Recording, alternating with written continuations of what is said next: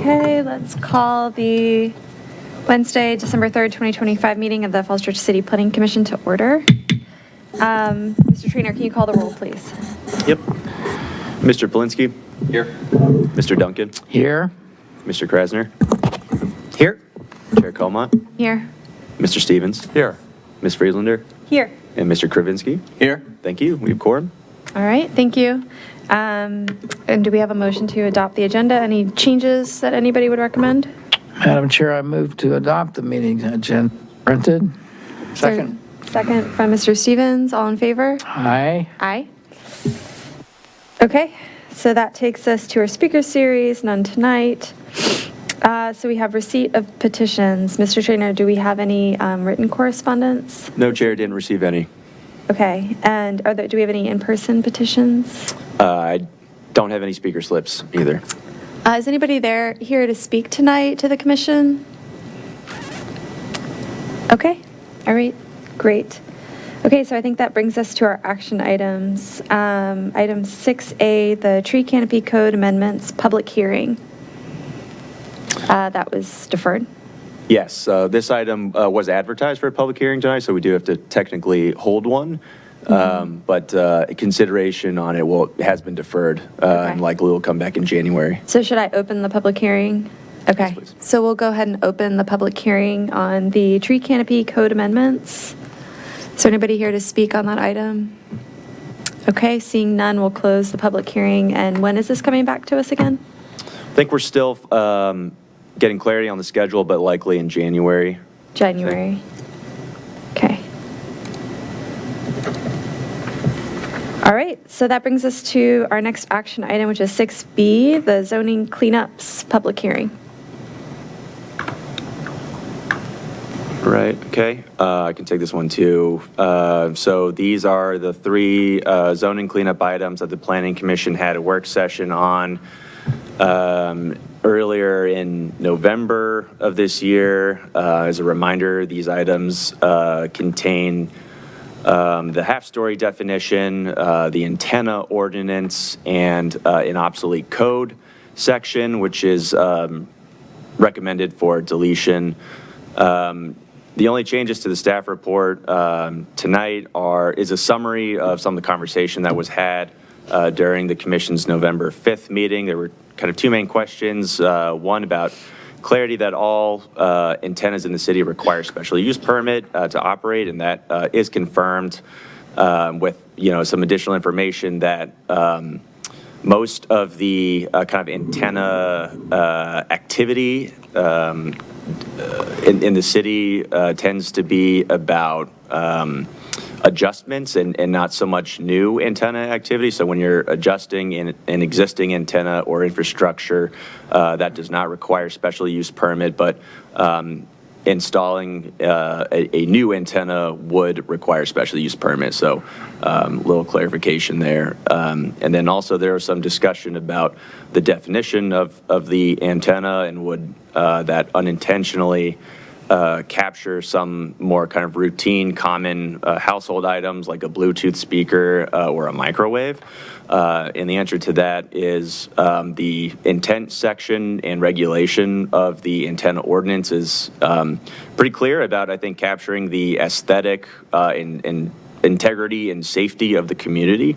And so when taking the larger antenna chapter as written, these kind of things wouldn't rise to the same level of scrutiny that a commercial grade antenna would, that the definition and the antenna regulations are meant to control. So those are the only updates here. As a reminder, this is a public hearing for these zoning cleanup items. And is scheduled to go before council for council's final consideration during the January 26th meeting. Great, thank you. Should I open the public hearing now before we have our discussion? Sure. Okay, so we'll go ahead and open the public hearing on the zoning cleanups item. Is there anybody here to speak on this item? Okay, seeing none, we'll close the public hearing. Any commissioner discussion? I think, Mr. Krasner, you asked those two questions that were the sort of like new information, so any follow-ups from you? On the antenna stuff? Well, yeah, I had a couple questions, actually. Well, one, I think I'd asked, has the BZA seen any special permits, like in the last, decade for antennas? I mean, are we aware if they're seeing those? Because the way it's written now, right, they're supposed to be seeing them, right? I mean, do we know if they are? I mean, because I feel like there are a number of, cell antennas, that's probably the most common kind I've seen, on top of, some of the taller buildings in town. So, do we know if they've seen it? Sorry, yeah, Seen them? that didn't get in the report, but yeah, the BZA does see antenna special use permit applications. Sorry, I don't have the number of the number of applications that's gone to the BZA in the last decade or so. I could get that to you as a follow-up item if you'd like. Okay. And so, yeah, and I appreciate that, you indicate that, it's more common to see people asking to maybe move existing antennas. I guess the question's, with some of the newer buildings coming online, in the next few years at West Falls, I mean, it's which is sort of a higher spot, it's conceivable that, there could be some antennas, and that's fine if we want to, if there's going to go to the BZA, but I think we just need to be aware that any, because that would be included, right, all the cell antennas that are, could potentially be located there. So that, I guess, was our concern, that somehow now we'd like flood the BZA with, a whole host of new applications, and maybe we won't. I mean, if you're saying most of what we see are just revisions or modifications to existing. But if someone adds, let's say you have an existing installation on a rooftop, and then someone wants to add, more additional antennas, would that trigger a special use permit? Yeah, I don't think I believe there's a one antenna per lot regulation. So I don't think a lot can have more than one antenna. That might be limited to just residential lots, actually. But yeah, any new antenna would require its own special use permit. And so, infrastructure related to an existing would not trigger a new special use permit, but any, new dish or something that meets the definition of an antenna, and then again, as interpreted through the ordinance, would require a special use permit. And do these require a building permit or electrical permit of some kind? Is that how would we capture that? I mean, people might not know, right, that it needs a special permit and just go ahead and do it. So do these typically require, I would think they require some type of permit, at least for like the, I don't know, electrical permit or something to install it? Like, do we know, I mean, if like the folks who are reviewing permits, like to flag that? Like, I don't know if Akita and her folks, are looking for something like that. So that's why. Because again, when I was on the BZA, I don't ever recall. That was only for 4 years, but I don't ever recall antennas like ever coming up, in any capacity. And I don't, so, but I don't know. And I haven't heard that the BZA has been doing that. So I just, but at the same time, I see many antennas around town. So I wonder if like we've been allowing them without the permit. And so if we're going to now tighten it up, there should be something in place to make sure we, capture that, so that people who are filing whatever you need to do to install it know that, okay, this triggers the need for a special permit. So I would say just, I don't know, internally, it just is more of a suggestion that, the building permit folks and others who are taking a look at these things, electrical permits, that they know that does require the BZA special, hearing in order to install Right. it. I think that would fall, under, as far as zoning's, concerned, right, they would enforce that provision. I think part of the motivation for this specific cleanup is to capture all those antennas, because before it was really prescriptive about the specific kinds of antennas, and Right. it's possible that may have, I don't know the situation exactly, but I do know that, part of the thinking behind this cleanup was to make sure that the city is capturing all antennas, because we were really specific about the kinds of antennas that the ordinance applied to, which is outdated. And so now all, communication antennas will be Right. Yeah, no, I explicitly recall. regulated this way. Yeah, maybe that's what it was. The fact that like our current ordinance talks about like, it seems to almost exclude like cell towers, but the way it's written, but that's probably the more common type we see. Well, in any event, I guess it'll be interesting to see if the BZA does get inundated now with a bunch of special permits at West Falls, for antenna installations. But the only way we would know is if people are looking out for that in City Hall, to know that, that triggers the need for the SUP.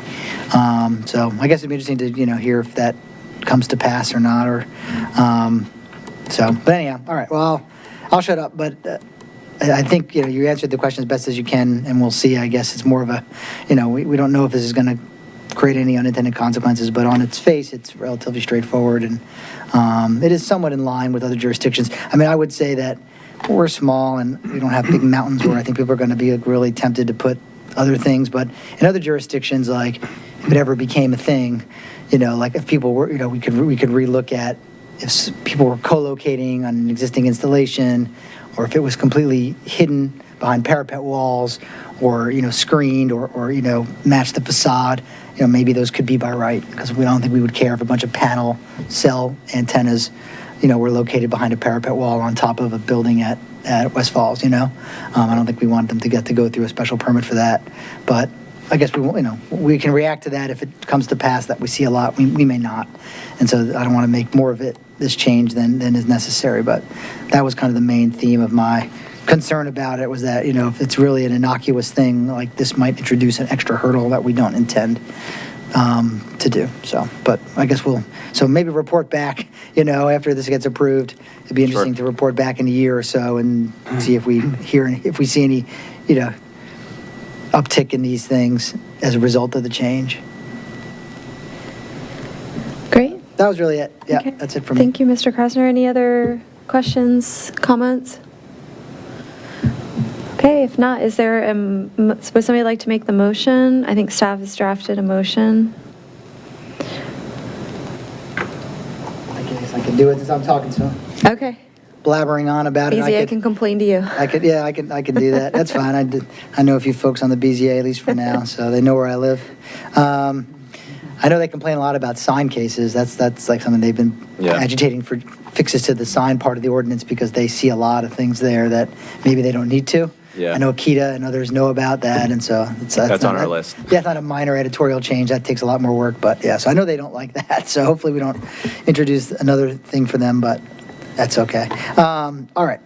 So again, this is just, I'll read the name of the item here. This is TO 25-21, ordinance to amend the city code of the City of Falls Church in Chapter 48, zoning, Article 1 in general, amending the half-story definition, and Article 5, supplementary regulations, Division 6, height, lot, and yard regulations, deleting Section 48-1104, conditional uses permitted by special use permit as an obsolete section, and amending Division 9, antennas, clarifying regulations applying to all antenna types.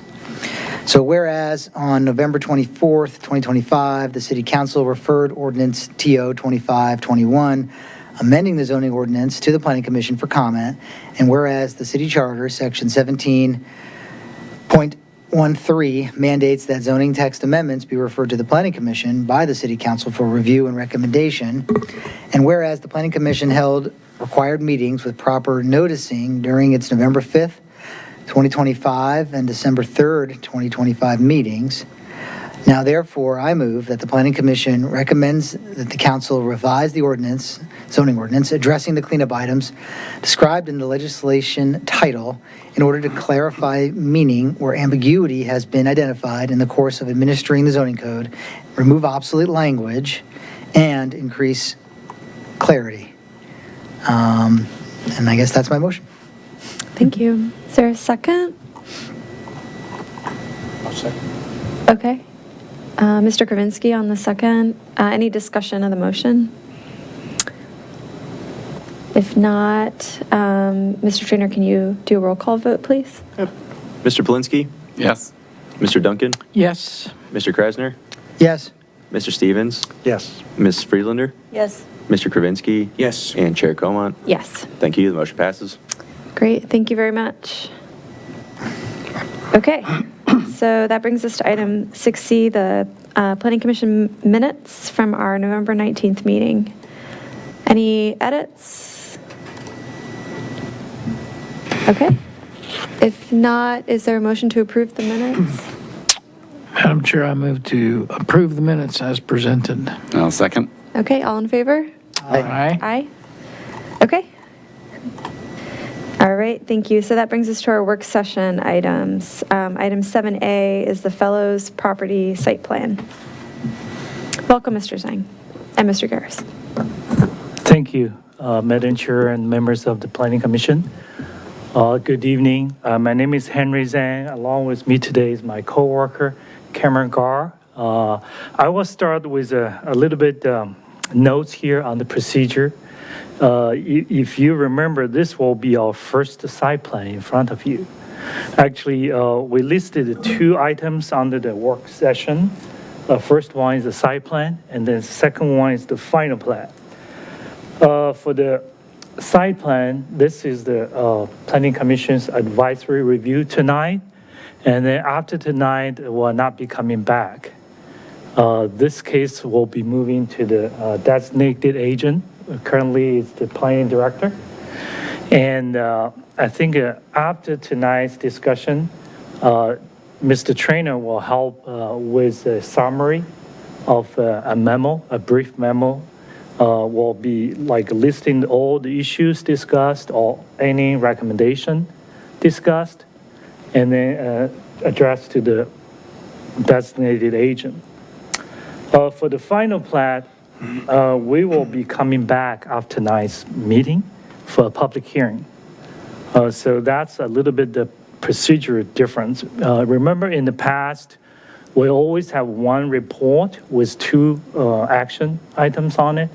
But tonight we'll only have a letter for the site plan, which we provided as attachment to the case.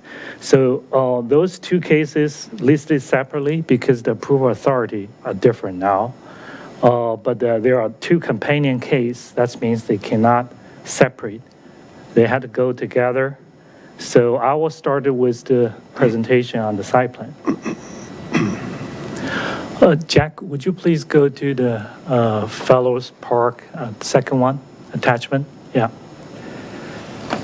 If you will be able to find the letter we attached to the case, basically, no, I'm sorry, go to the site plan, please. Letter is fine. I'll just read it. Just go to the site plan. This one reviewed by the Planning Commission back in June. It's a preliminary plan of subdivision and consolidation. If you look at the graphic on the screen, that's the 7 parcels will be consolidated into one lot, one big parcel for the park. It's total 1.95 acre, and it's zoned R1A, is lower density residential zone. Yeah, go to the site plan, please.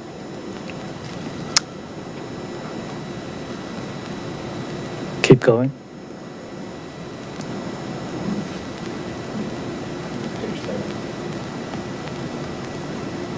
Okay, yeah, we can use this one. Excuse me. This is the site plan. You see here, it's basically concentrated in the middle of the property. The disturbance will be 0.81 acre. It's about 41% of the whole site will be disturbed. In the center, you notice that there are 2 pavement type. One is the dark one, and then the other is the light one. In the middle of that octopus-shaped thing, there is a central stage, which basically a kind of a patio type of things. Maybe they're still in the middle of design the structure. And those octopus branches you see here, each has a statue of the animal, which will be seen in the city. So statue of the animal. around this, in the middle of the circle of each branch. And then there is a shelter, that's the only structure, will be built. Basically, you see at the upper portion of the site plan. Two access will be provided, one from the Fellows Court, and then the other is from the, what's the lower street? No, it's the Oak. Yeah, from the South Oak Street will be provided to access the site. Can you just zoom out a little bit so we can see the whole picture? Yeah, keep going. Yeah. Yeah, one more. Yeah. Okay, let's stay here. So basically, that's all the major improvement. Oh, sorry, I forgot one. And then there is a sidewalk along the Parks Avenue. That's the new sidewalk. And then with full shade tree will be provided. That sidewalk will be extended all the way to link the existing street sidewalk on Timber Lane. So those are the major improvements. There are several urban agriculture elements has been proposed here. If you look at the very top of the site under the lot 1 and 2, basically that's the habitat. Basically, they're going to preserve for the fireflies, the upper one, lot 1, 2. Yeah. So this will be the habitat preservation. And then you see lower part, there is a shagbark hickory tree forest, which will be planted over there or preserved over there for the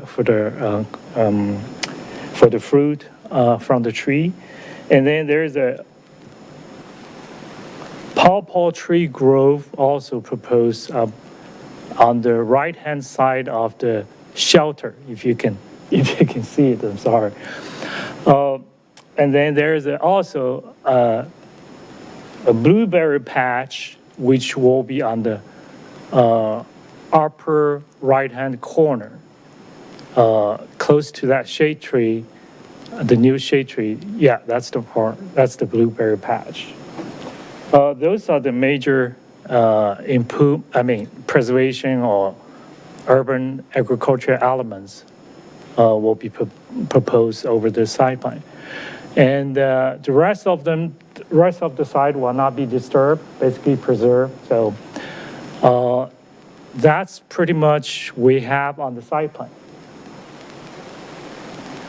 I need to mention that parks, the city's recreation and parks advisory board work very extensively with the adjacent residents over a long time. I was not part of that. I think Al was part of the outreach efforts previously when they changed the park master plan. So with that, my presentation will be it. If you have any questions, I'd be available to answer them. Thank you. Great. Thank you, Mr. Zhang. I know Mr. Astorga is online. Mr. Astorga, did you want to add anything before we get to discussion or questions? No, I think Henry covered everything pretty well. I just wanted to add two items that rubberized path is a porous. It's a porous material, and in addition to that, we have a rain garden that is going in there to add to the water quality, not necessarily water quality and quantity. Not that this park needs it, but it's something that we can take credit for the city in its reports at the end of the year. Okay, great. Thank you. Okay. Any questions? Discussion? Mr. Stevens, do you want to go first? Just one question. Do you know, Henry, I mean, there's not a lot of infrastructure here, but do you know if any sort of estimates of maintenance down the road were made? And would this be something that would fall to Parks and Rec as far as responsibility for maintaining? Yes, sir. It's basically totally owned by the city. So the park will be responsible for any maintenance and anything happen on this site. The arborist will be responsible for cutting the trees or planting the trees, those kind of things. Yes. Okay, thank you. Can I respond also? Yes, please, Mr. Storga, go ahead. Sir, this park was designed with DPW's input, and so maintenance was a big issue. They were the ones who recommended that we use the porous material for the sidewalk, for the walkway area, so that they could it could be easy to maintain, as well as Mr. Charles Prince was a big designer of this park, and he was the one who recommended that we do the urban forestry with trees as opposed to having gardens, because that would be a lot easier to maintain. So the answer to your question is DPW, who will provide the most of the maintenance, was deeply involved with this. Okay, thank you for that. Mr. Polinsky? I had a question about the entrance being located in the circle at the top of not all the way down Fellows. Is that the only expected entrance to the park? No, that's not the entrance. The entrance is down to here. Go down. Yeah, that's the entrance. But it's So on Fellows That's Court. the entrance. It's on Fellows Court as opposed to being on Oak Street. Well, there is another one on the Oak Street. Yeah, it's over there. You see, there are two entrance basically.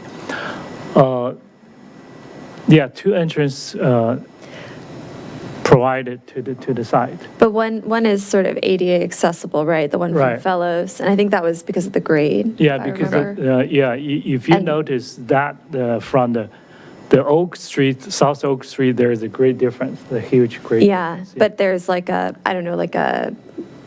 what's the material for that walkway? That's Is asphalt. It is, well, Asphalt. currently, but will that remain? The Yeah, it'll asphalt? be the asphalt. The octopus, that's the That's flex. the new material, Yeah, right? that's the what they called it. They called it like a flex trail material. That's kind of will protect the falling if the kids fall down. Excuse me different again, I hate payment. to interrupt. But yes, the main entrance is at the corner of Fellows and Oak, Fellows Court and Oak. That is the main entrance, and that is due to ADA accessibility to get into the middle of the park. That's where the flat area is. The corner of Oak and Parker, that entrance is it's an access point, but it's mostly just for the maintenance cars to come in, and all we're doing is we're actually removing all the asphalt there up to where there's about enough for a pickup truck to park in there to do maintenance, and a third kind of entrance is up at the corner off of Fellows Court. And again, that's just a maintenance access point for the folks to come in and do the mowing and maintenance of the trees. So it's not really an entrance then? It's No, there's really only one true entrance, and that is at the corner of Fellows Court and Oak Street. It just seems odd that it's right across from the elementary school on Oak and we don't have an entrance That there. was the thing. Even if you can't do ADA, you have the ADA on the other side, why not? And you already have existing asphalt there. Why not just, right, and it's in poor condition now, obviously what's there is the old driveway. Why was there no thought given to upgrading that, to, redoing the asphalt? You still have the ADA accessible, but you could even have a little signage that says ADA on Fellows, but it would seem that it's kind of closed off, it's almost like presents itself as like more of a little private park for the people on Fellows because the entrance is sort of hidden down that cul-de-sac, even though the site has 3 frontages on Right. which And I think the more other, prominent streets. yeah, the other piece of that being that the kids are going to come running over across the street regardless of where we put the entrance, and putting the entrance on the corner might indicate that they need might encourage them to cross at the crosswalk as opposed to crossing just wherever they want to. I think there is a crosswalk. Is there a crosswalk at Fellows Court? It's in the middle, They're sort of gonna middle of the street. Provide one. Sorry, They're Mr. going to Zhang? provide one. You're providing a Yeah, crosswalk? that's the new. At Parker though, right? Yeah. Yeah. But there's no crosswalk There's no crossing, crosswalk at crossing Fellows. Oak. Shouldn't there be a crosswalk across Oak? To At Fellows. Fellows? Yeah. Closer to the entrance to the park. So right now, there's no Again, crosswalk yeah. going from Fellows to Oak, like going straight across. Can Go I ahead. step in Yes, again? Mr. Astorga. I feel like I'm intruding, but I apologize. The reason we have the entrance again up at top is for the ADA, and the entrance down at Oak and Parker, there was no way of making that ADA But accessible. couldn't you have 2 entrances? Well, I hear you. You've said that already, but couldn't you have 2 entrances? One ADA and if one it- non-ADA? We You would can meet the only- ADA law if you had one. As long as you have one ADA accessible route, it doesn't have to be the only route. That's not how the ADA works. Well, that's true. It's just that what we had in mind was the idea is to make this place more of a, it was, from the community, it was very clear that this should be a very natural setting. Well, the We community didn't on want Fellows or the wider community? I mean, the community is the whole city, right? Not just the people that live Well, on yeah, Fellows Court. it's pretty much the whole city we were talking about. This is what the master plan came through from, and that's what they sort of delineated. So that entrance from Oak, at the corner of Oak and Parker, was, it has a lot of trees and it has a lot of shrubbery that we did not want to disturb. So at this point, we just wanted to limit the disturbance of all the vegetation that's out there, because that's heavily vegetated with a lot of nice shrubberies and some champion trees. So we were limiting the amount of surface to put in this park to areas that were already constructed. Well, wasn't there a and that's driveway why there? we- Isn't there already disturbance because it's an asphalt driveway that goes up? Yes, but it's kind of already torn up by the roots and things like that. Right, you could do a that's wood why chip we- path. Couldn't you do a wood chip path through there, a more informal way to get up? I guess I'm just saying, it seems odd that for a site that abuts 3 frontages, that it only has 1 entrance. You know, as I said, you can have multiple entrances. That'd be like if City Hall only had 1 entrance, even though it abuts Great Falls and Park and Little Falls, but we said, well, we're only going to put in 1 entrance. It just seems kind of counterintuitive to making it a more accessible place. It almost seems like, I don't know, I was not part of the master planning process. I don't know who participated in that, how wide a cross-section of city residents it was, or if it was mostly folks who live on Fellows Court, you know, and obviously they live near there, so I get it. They probably feel more invested in, you know, what's going to happen, but it almost seems like there was like an intent to not do much, to keep people from wanting to go there, keep it kind of hidden, so that maybe people wouldn't be so inclined to go, so that, you know, they could just stay as the quiet, undeveloped lot that it is today. I don't know. Maybe I'm getting, you know, overthinking it, but it almost seems that, I don't know, we're missing an opportunity to make it a little bit more accessible and more obvious that we have a new Yeah. park. It's not every day we get a new park in the city. Yeah, I think the obvious piece is sort of what I was hitting on there. Is if I were a betting man, they're going to come in that entrance regardless of whether or not we make it an entrance, because they're going to come running across the street, and the kids from Oak Street are going to come running across the street. And I think there's an opportunity to make that a more, like Mr. Krasner was saying, a more welcoming place, even if it's so as not to have them just destroy all the shrubs as they come barreling through that area. I would say to you also that the whole park is really accessible from any one of the streets. Fellows Court, Oak Street, Parker, you can literally just walk into the park. It's a pretty open area. So there really isn't, in my opinion, a need to designate entrances. That park is going to be accessible to anyone just going through it. And that's why we designated the upper corners as a natural preserve, to keep that from being, as you're saying, just walked upon nilly-willy.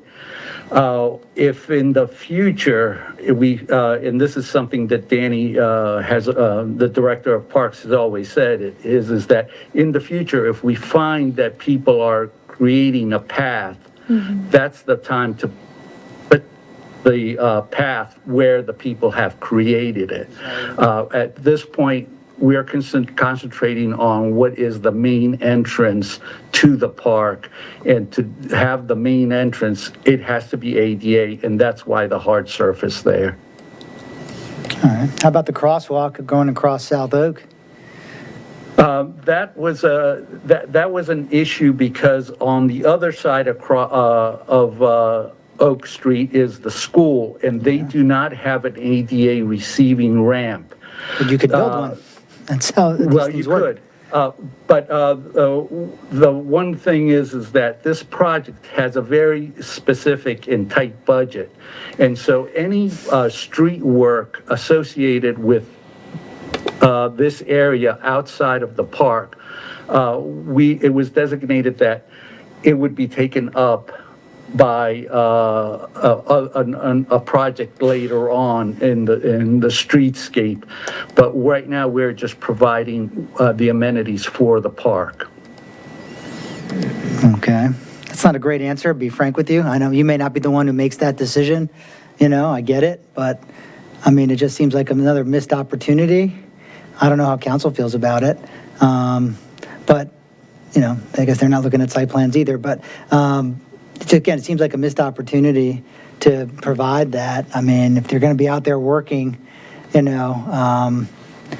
don't know. I mean, if you listen to what you just said, you said, well, the school's across the street, and so therefore we're not going to provide a ramp. It's like you have the biggest generator of the population that might want to go over there, and you're saying, well, the city thinks that we don't have the budget to provide a safe crosswalk for our youngest elementary school students to walk across South Oak Street.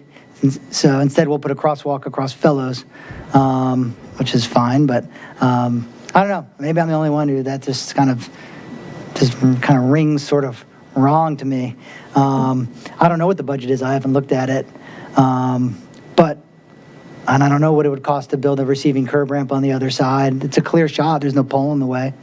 It's right around the property boundary of that neighbor and the school property. Doesn't seem not across anyone's driveway or anything. I don't know.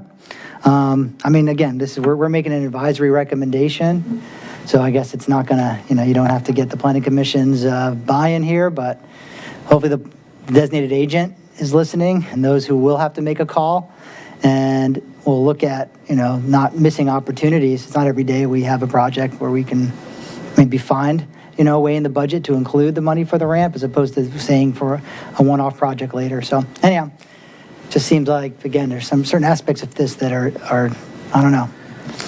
To that point, minimum, we could certainly raise, a concern about not having an entrance right across from the school where we would anticipate a lot of the traffic to be coming across. Or at least a safe way to cross, right? Like if I get what he was saying in regards to, it's a fairly porous environment. Kids can come running across, and we can pave as we see, right? Like I understand that's a fairly tested way of determining where to put long-term paving or wood chips or pathways or something, some form of formal entrance. But I think having a crosswalk, a mandatory cars have to stop crosswalk, especially in that type of area for kids to cross, would be. It feels like a natural extension of this to be inclusive. I was just curious, that crosswalk that is there at Parker and South Oak, how close to that is it to the school entrance? So it's relatively close to the, I don't know, the number one entrance. I don't know which one it's in. I'm looking at it on Google Maps. It's quite right- close to It goes the- right, almost directly into the Yeah, main but entrance. it's the second, there's a second entrance from Oak Street, second entrance to the building up closer to Fellows, which Yeah. is where a lot of students also come out. If you go up one block, you'll see a second entrance that the fourth and fifth graders tend to be clustered around. Ironically though, but that's the entrance that they're saying they don't want to really be the main entrance. It's just going to have a pickup truck parked there for maintenance. So it's just ironic. I don't know. Something about the plan. Just, I mean, these are little things. I mean, it's overall, this is a good thing that we're getting a new park. But I don't know. It seems that there's some opportunities that are being missed here to make it, to truly do it right. So I'm hearing some agreement for a recommendation for a crosswalk at Fellows across Oak Street. Right. And I think it's going to be up to City Council to find the funding for that, but I think we as the Planning Commission can make that recommendation to council. Yeah, so I asked. I think I heard Mr. Astorga trying to get in. Mr. Astorga, did you have another comment? Yes, it has to do with the budget. This project has come up several times to your committee, I believe 2 times, or if maybe 3. And we took all the recommendations from previous committee meetings and put them into this project. And then this project did go to the county council with a budget of $1.9 million to do all the things that were being asked of us. But the county council came back and said, look, you get 1.5 million and that's it. No more. Don't come back again. You got to make it happen with that. And that's what we got here. We have a limited budget of 1.5 and no more. That's helpful. So I guess, I don't know, I mean, my question would be then, like, are there elements of things that we're doing in the park that we feel like the benefit of having that crosswalk would actually outweigh whatever that element is in the park? I don't know what the specific cost for the individual, like what that structure that you're designing costs, for example, and if that's comparable to what it would cost to like put in a landing, like a receiving ramp on the other side so we could have that crosswalk there. So I guess, we would just need to weigh, like, what room do we have? And I don't want to blow up the plan, obviously, but if there are small changes that you could make to the plan that would enable us to budget and fund that crosswalk, I think you would have a lot of happy commissioners from the discussion that I'm hearing. And happy children, it won't have to. And happy children. Yeah. Won't have to dodge cars. I mean, it's so obvious. I mean, I don't know what the budget is as far as how you've parsed it out, and I don't know, we're not privy to that. We haven't been provided to look at that, but I don't know. I like that you're approaching this as like an iterative plan, right? Like this is a plan that we can build on. So sort of like, what's the like minimum viable product that we need? And I think what you're hearing from us is that like we think a crosswalk is like an essential element to making this park work. Yeah, or kind of or a better entrance where there is a crosswalk, as opposed to saying, well, that entrance we're not really going to use and we're taking out the driveway and it's just going to be kind of a, So wood chips Yeah. there. Or even that, yeah. I mean, first, because there is a crosswalk there. I don't know. It just seems like, hundreds of children across the street, if they see there's a new park coming in, how do you want them to go to get there? Either they got to run across the street, or they use the crosswalk, and I guess they kind of filter through the woods and up the broken driveway. I don't know. Are you replacing the little bit of asphalt that you're showing keeping? Are you at least repaving that? Because that's in rough shape right now. Mm-hmm. It seems like it's outside the LOD. Are you doing anything to the existing asphalt pad that's at that corner of South Oak and Parker? We're going to leave just the pickup's length worth, and that's it. But are you going to repave it? I mean, because right now it's like it's deteriorated and crumbling, and it's outside the LOD. So that would tell me that Right, you're no, not we're touching not it. going to repave it. That's what I'm saying is that entrance is more of just strictly a maintenance entrance. Yeah, but aesthetically, We I mean, don't it's- want to add it's crumbling. any more pavement to the area than we have Right. to. But you would acknowledge that area right now, that asphalt pad is crumbling and in poor condition. Would you agree? Yeah, yes, and it's probably going to be overgrown rather quickly. Right, so again, I'm kind of hearing different things, like you're saying, well, kids can come in anywhere, but we're not going to maintain that, and we're not even going to repave the little pad that we're leaving, which looks, I mean, it doesn't look very nice. It's sort of an eyesore to leave it like that. I don't know, again, these are not big ticket items either, that's not a big ticket item to repave that area of asphalt. You know, I don't know, it just seems also like a no-brainer to improve that so it just looks better. Right now, it looks pretty bad, and it's kind of shocking that we wouldn't fix that. Isn't it a liability if someone trips on that? It's on city property now. If someone trips on the broken up asphalt, wouldn't that be a liability issue potentially? Yes. Yes. Again, well, paving that would probably be simple enough. At this point, we are just looking at keeping the one entrance because we don't want to gain a lot of entrances to the park that are official, quote, official entrances because of the issue of upkeep and maintenance. The more entrances you have, the more maintenance you're going to have to keep up. I don't know. Well, I don't want to beat it up more than I already have. I'm hearing a lot of very strange responses to like what should be simple questions for a good purpose. Is a good thing, but it's just odd. I mean, I think the LOD should be extended down at a minimum. LOD should be extended. You should repave that pad so that it actually is shown as a maintenance parking spot, as opposed to now where it, you know, it's kind of like a, you know, and so that's to me is also unbelievable that the city would leave that. It's a hazard as it is today, and you know, although ideally you'd make it, you actually would make it another entrance. It could be a crushed, you know, or a wood chip path or something that gets people up there. That way the kids could cross at the crosswalk that's existing there and enter that way in a more obvious way. To be invited in that way to the park as opposed to then having to run across the other way. Kids like to take a straight line. They're not going to do like a 90-degree, you know. So anyhow, that would be my recommendation. But would I mean, the I better think there- alternative be, you know, to somehow encourage the students to walk along the sidewalk that exists Right. on the school That's what I'm side? saying. Kids don't take, they don't like, they like straight lines. I mean. Right, expect but them to then go once, down, what we cross. need is a crosswalk Yeah, once they get up to the well, corner. that's what Yeah. I'm I think it's saying. a both end, maybe, in my opinion. Just some of Yeah. it's low-hanging fruit. I mean, I don't know how down to the bone in the budget you are.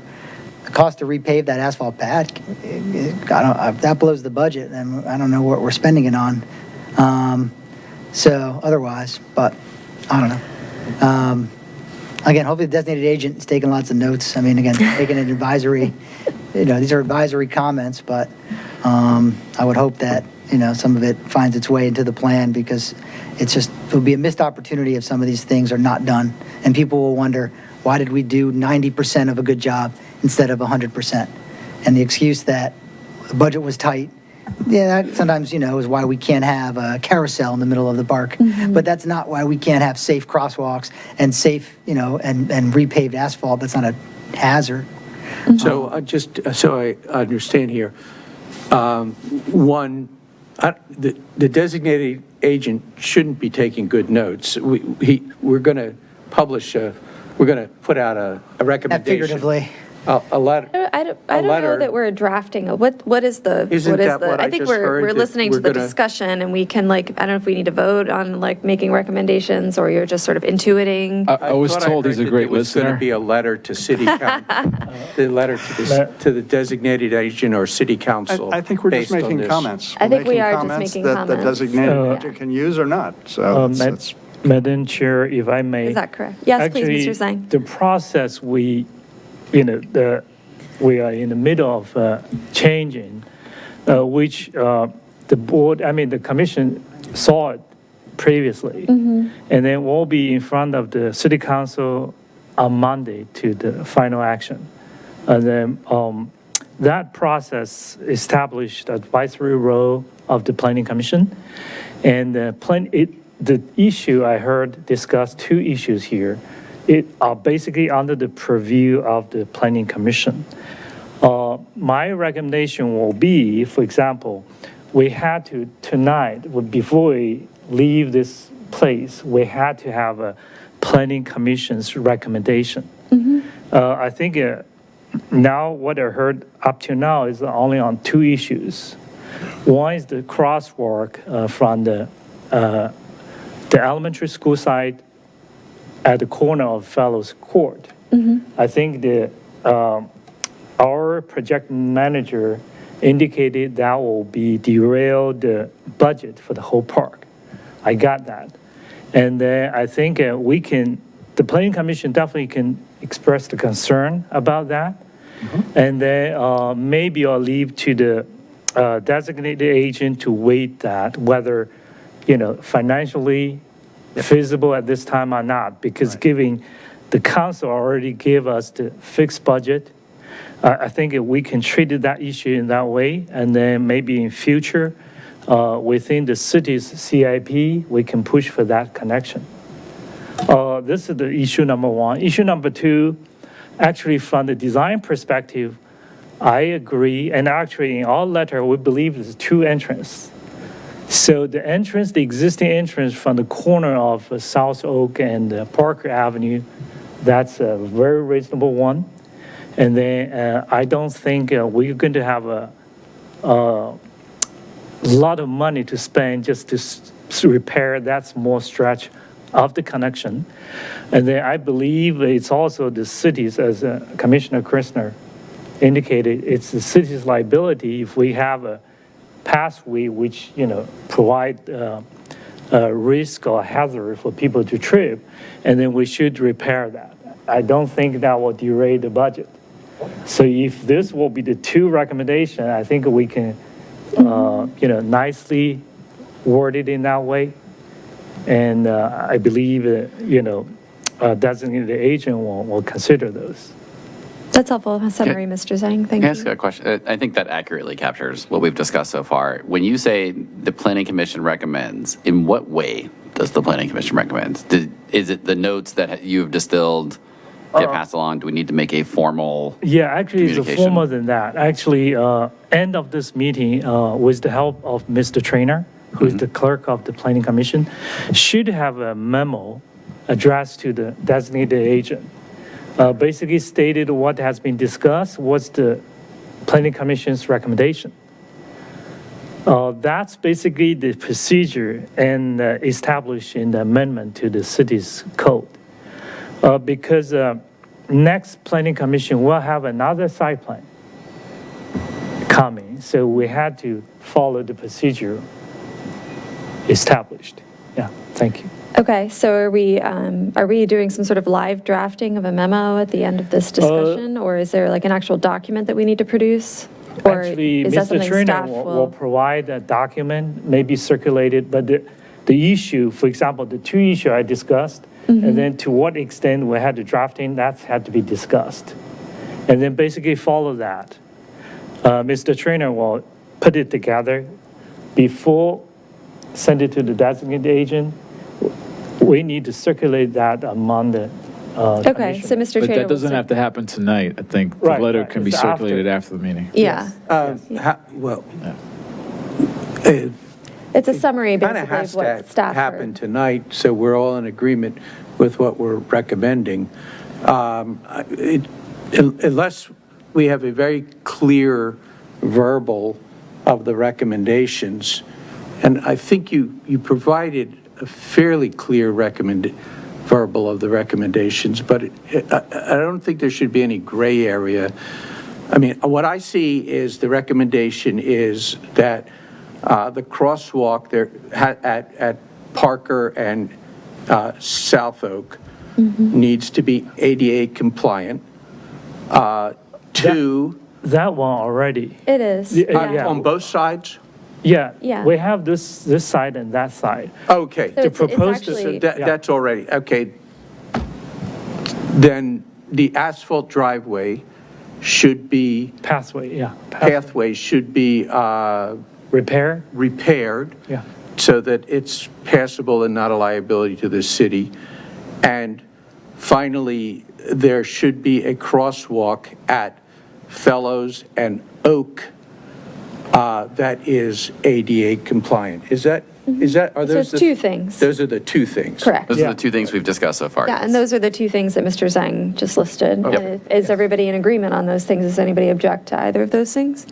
I had more, but yes, But, of those yeah, two things, I have a couple other no. questions, Yeah. but, Of those two things, I'm in alignment okay. with what you said. All right, so no objections.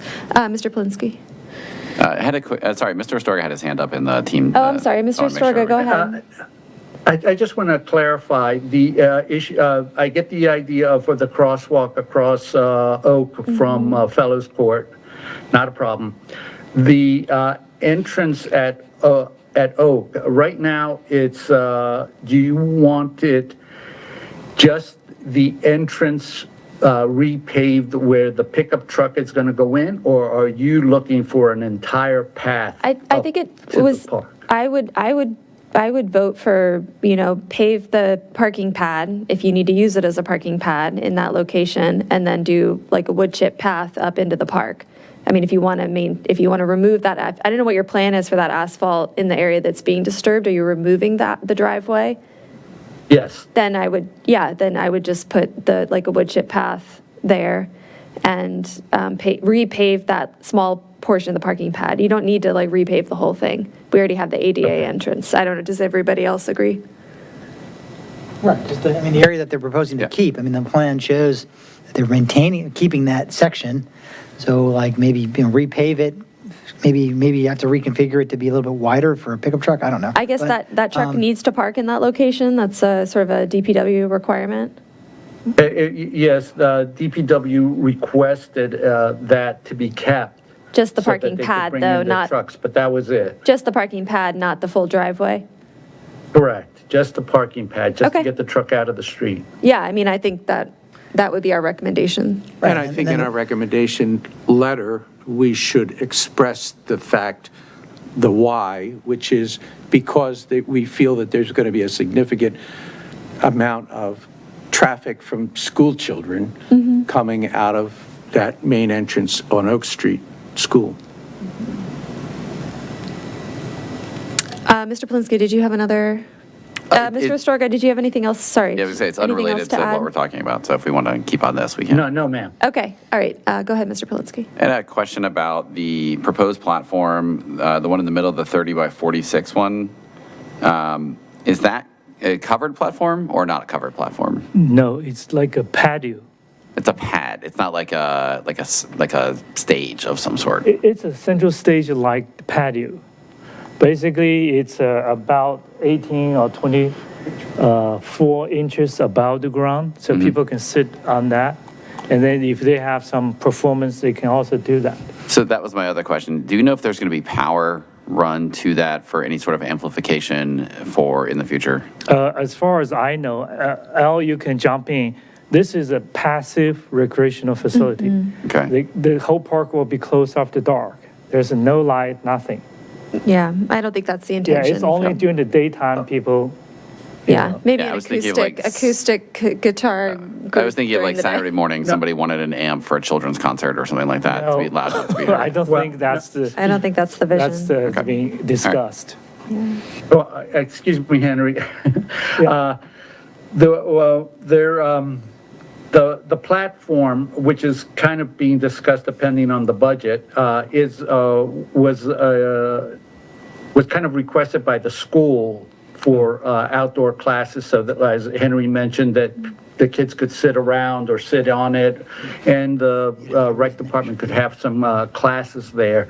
But that, depending on how we worked with the budget, that may just become a flat area. And in relationship to what you just asked about the electricity, there is a well there, and we are going to use the well for irrigating of the trees, as well as we are going to put a decorative fountain there. And to do so, we are bringing electricity, and if we are going to bring electricity to the well, we will have outlets for amplification if needed. And those outlets would be next to whatever that pad or flat space is, or next to the well?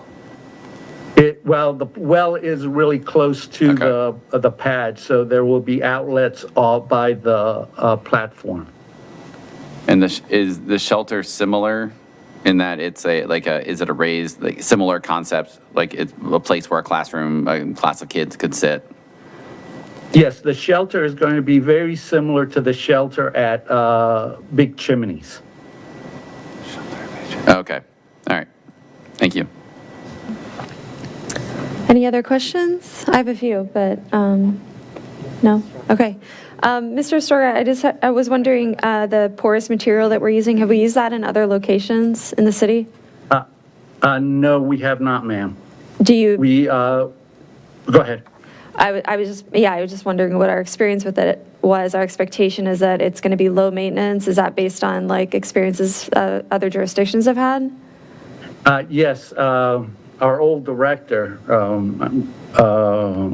at DPW had used it in his previous work in, I'm not sure whether, I think he was in Cincinnati, and he had used the material, and he's the one who recommended this material.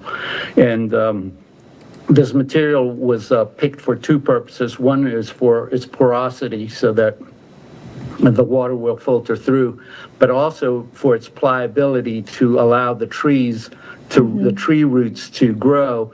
And instead of having to dig up brick or anything like that, this one can just sort of be shaved until you run out of material. Okay. Yeah, I think I'm familiar with the materials, so I was just curious about whether we have experience with it, but it'd be good to, I'd love to, I don't know how long it will take us to decide whether or not we like it, but maybe 5 years from now, whoever's on Planning Commission can hear about it. I also, on another maintenance, is there going to be trash or recycling in the park? There will be a trash receptacle with recycling at the entrance at Oak and Fellows. Our pickup has to be near the street. That makes sense. Okay. Okay. I also wondered about, Mr. Zhang, can you remind me what's happening with the sidewalk exactly? Is it widening? What's happening with the poles? I think I remember from our previous, it's been a while since we've looked at this, but from our previous discussion that those terrible poles are not something that we can deal with at this point with this budget that we have. Is that Right, correct? they will not touch those poles, but on the right-hand side, along the Parker Avenue, they're going to build in the sidewalk. There's no sidewalk right now. Okay, so new sidewalk. New sidewalk will be all the way extended to the timber lane. I see, okay. To link them together.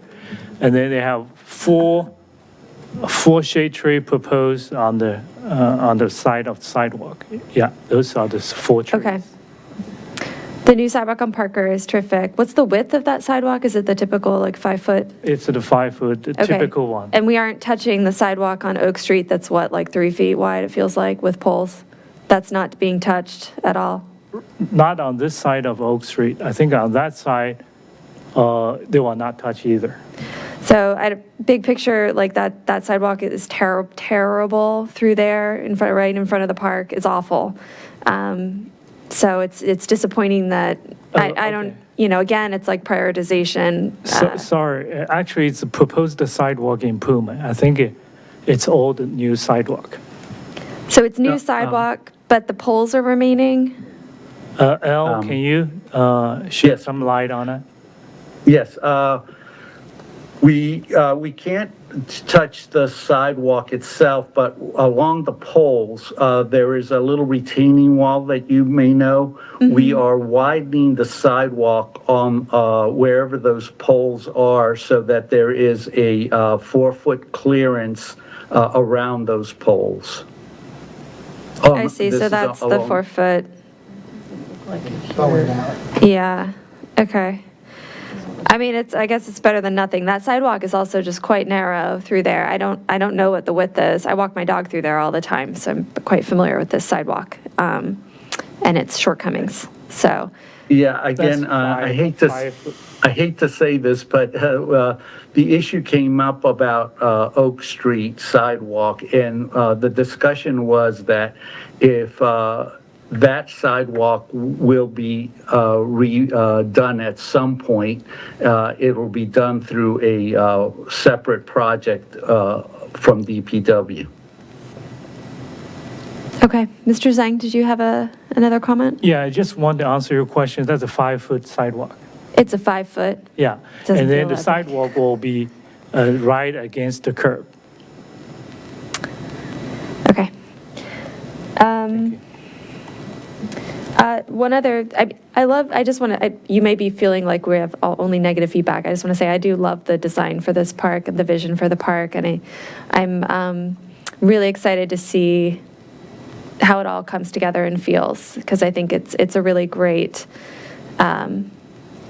idea, the whole vision that you have. I was curious about the little animal statues. Are those going to be the same carved ones that we have in the other parks, like in Big Chimneys Park, or do you know who the artist is for those statues? Actually, it's a little different. There is going to be an entrance tree at the corner of Oak and Fellows Court. That is going to. It's a tree that looks like an arch. It sort of matches the archway at Howard E. Herman Park, because these are kind of connected. But this is it's a tree, and in the tree there's going to be these medals of treasure hunt, and the treasure hunt is of these animals, and these animals are going to be put out along where those, as Henry called it, those octopus arms, so that the kids can go and find these animals, and they are all native to the Falls Church area, such as deer, beaver, foxes, and such. So that, but these animals and the tree are made of play equipment quality, so that if the kids want to climb on it and stuff, they do take the abuse. So that it's a playground material that they're going to use. Okay, thank you. I think that's it from me. Any other questions, comments? Yep. I just have a real quick Go one. ahead. Thank you. I'm really excited to kind of see these drawings get started. I know that we've been looking at it for some time, so it's nice to see it come to fruition or getting closer. I am a little bit concerned about that telephone pole at the corner of Parker and South Oak. It looks like the bollards are drawn larger than what is being shown as the existing light pole to remain, which is an actual pretty, it's a standard telephone pole. So I think it would be good to show that in here, because it doesn't actually look like we're going to get the 4 feet around the diameter of that pole. Like, maybe it's grayed out because it's existing to remain.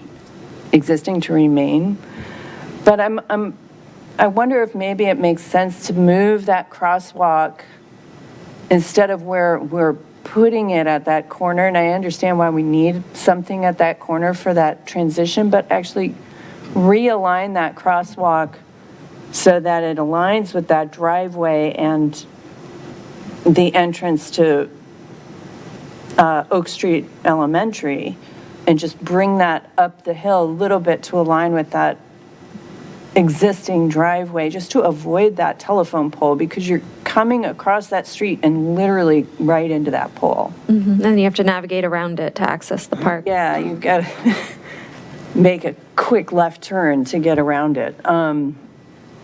It just seems really awkward.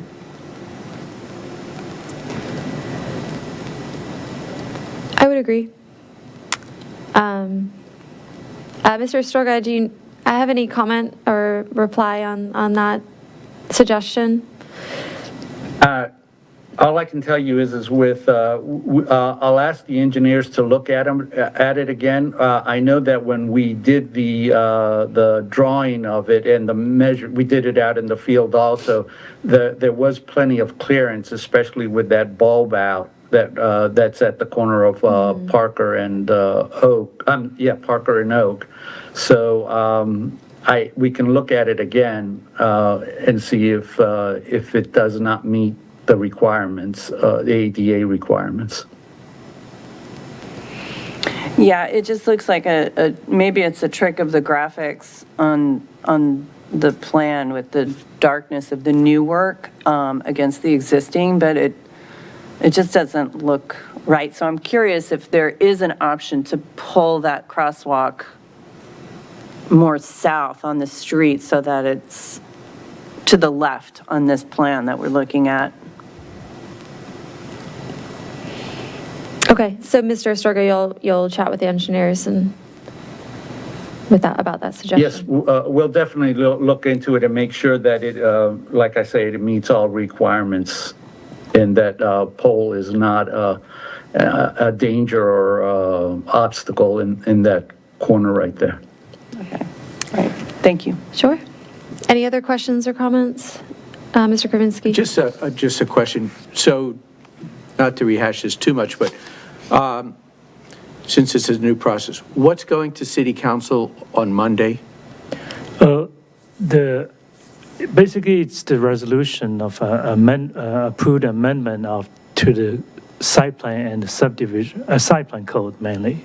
And will city council get planning commission's recommendations as part of that? Or Yeah, does I that think go- advisory. Hold on, I think Henry's just describing a very different. Yeah, it's a element. different thing. Yeah, unrelated to this site plan. You're talking about the general. Oh, okay. Yep. Yeah. Yeah, that's the amendment to the site plan process. Right. Oh, okay. Not this site. I was So briefly this is the confused by that too, last so, yeah. Time this will be in front of a commission or council? This- No, this is the only time in front of planning commission. Okay, Right. Yeah. Got it. That's the Monday's decision will be basically adopted as a part of the zoning amendment. got it. Okay, thanks. Yeah. Okay, well, I Thank think you. you have our recommendations. Mr. Trainer will summarize them and then share them with Mr. Matusek and staff and the planning commission? Yes. That's next steps? Yeah, we'll Okay. distribute that. All right, well, thank you all. Thank you, Mr. Zhang, Mr. Astorga, Mr. Garris, for coming out tonight. I'm excited about this new park. Okay, thank you. All right, that brings us to, we need to discuss the subdivision plat. Are you the lead on that? Okay, all right. We kind of split up a bit. So we're item B. I'll be extremely brief because you're all very familiar with this at this point. If you could open up attachment 7B. Okay, so yeah, just to make the distinction, that was the site plan, which the comments site, while you were talking, I wrote down the comments to capture them and sent them to Jack, and then we'll look over them again before we officially cement them. This is in reference only to the plat. And this will be coming back to you in January 21st for public hearing. As you've seen the application on June 18th of this year for the preliminary plat, which was approved for your review. As Henry has stated, this is a plan to take 7 R1A low-density residential parcels purchased by the city in 2019 for $4.6 million, and to consolidate them into the proposed public park. The idea for the park has been around for a while, first appearing in the comp plan, Chapter 6, Parks for People, adopted in 2016, as well as the future land use map. And as it previously stated, this will be coming back for public hearing January 21st. Great, thank you. Any questions or discussion? Oh, Mr. Krasner.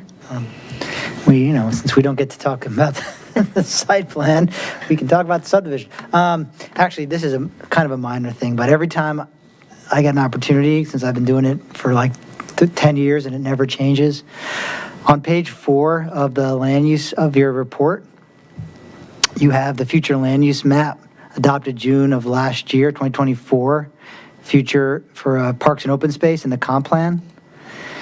And it shows, this is not related to Fellows, but it shows at the corner of Lincoln and Pine Street, future park. I think the 3 or 4 people that live on houses that were built on that over 15 years ago would probably not, understand what that means. I think the horse is way out of the barn on the idea that we would ever have a park at that corner. I think it was vacant land up until 2008 or 9. And so the city maybe had to dream about getting that as parkland, which didn't happen because it got sold to developers and houses were built. And so every time I see it, and I've been saying this for like a decade since I've been on the planning commission, we should update the land use map in the comp plan to show the corner of Lincoln and Pine as just, the medium density residential, since that's what's built, and that's probably what it will always be. So just every time I get the opportunity when this map comes back, I told Mr. Stoddard about it like at least a half a dozen times. So anyhow, I'm not calling anyone out specifically. I can call it Mr. Stoddard because he doesn't work here anymore. But yeah, if we could fix that so that folks who ever look at the map and say, well, wait a second, why does it show my house as future parkland? If you can pull it up, Mr. Trainer, you can see what I'm talking about. I know you guys know. I think The land use map is the next chapter to be reopened potentially. So I'll get that to the person. Yeah, it's just the map. It's the map. I don't think the text recommends it, but it's just on the map. The land use plan map for future, shows it. Yeah, not on this map. This map does not have it. But if you go to the Parks. On the staff report. it's on the staff report, page 4.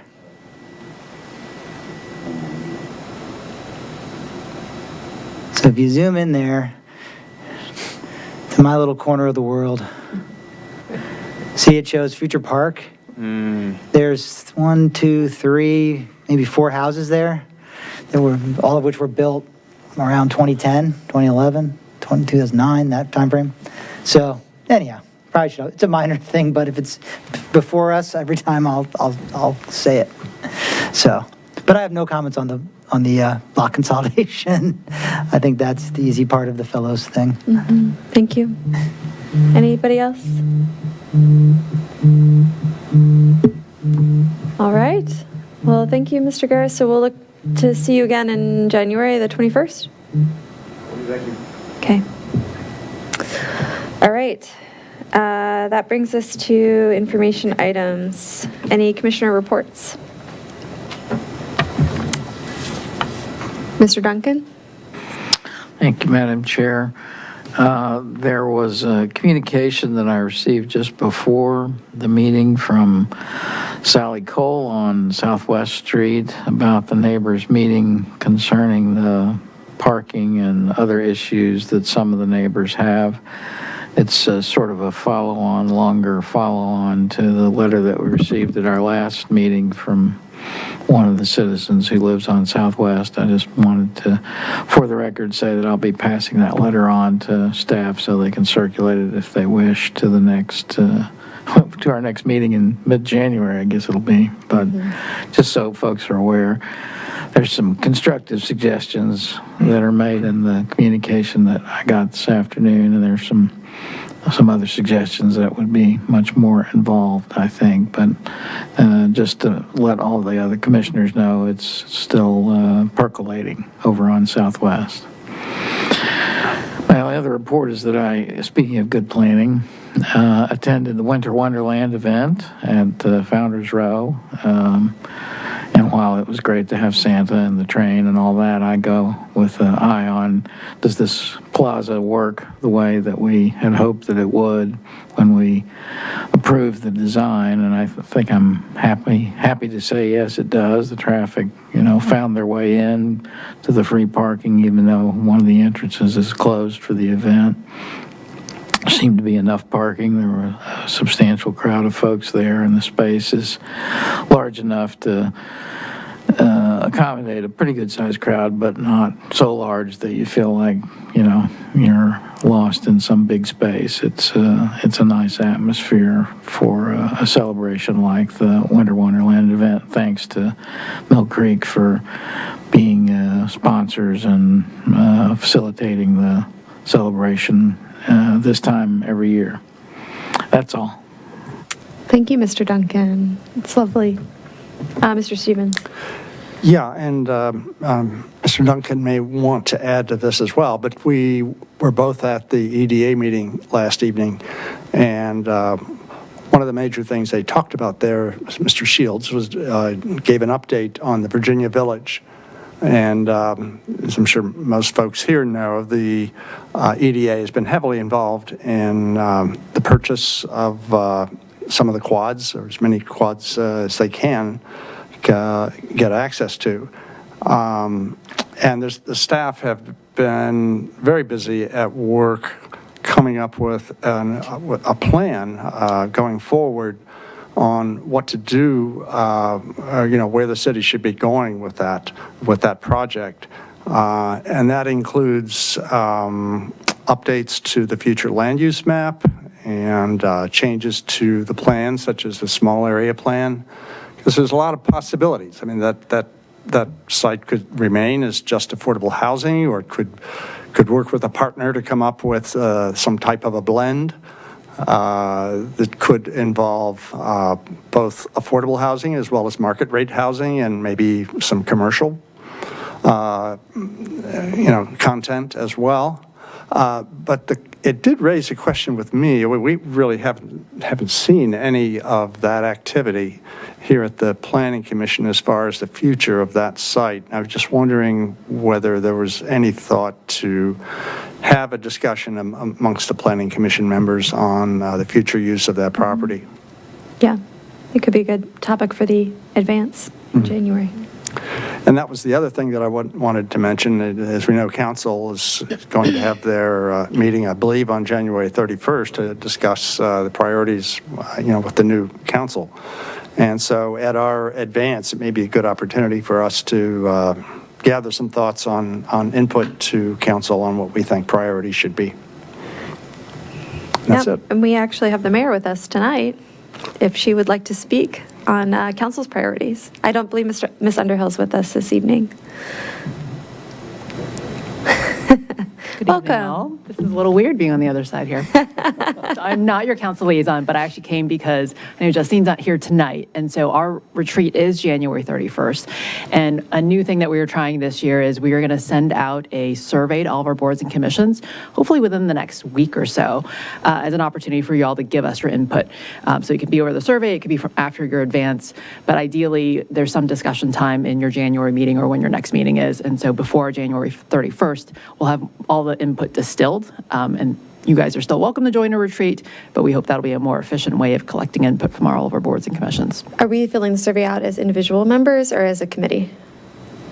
That's a good question. I think everyone gets it, but I think ideally you all have a chance to discuss and then can synthesize and send in a collective planning commission response. Okay, so that could be another topic for... Apparently it's a very quick 2-question survey, is what I'm told. Okay. So, but thank you in advance for your input, because obviously the Planning Commission plays a big role in what our priorities should be for the coming 2 years. Yeah, thank you. Cool. Thank you.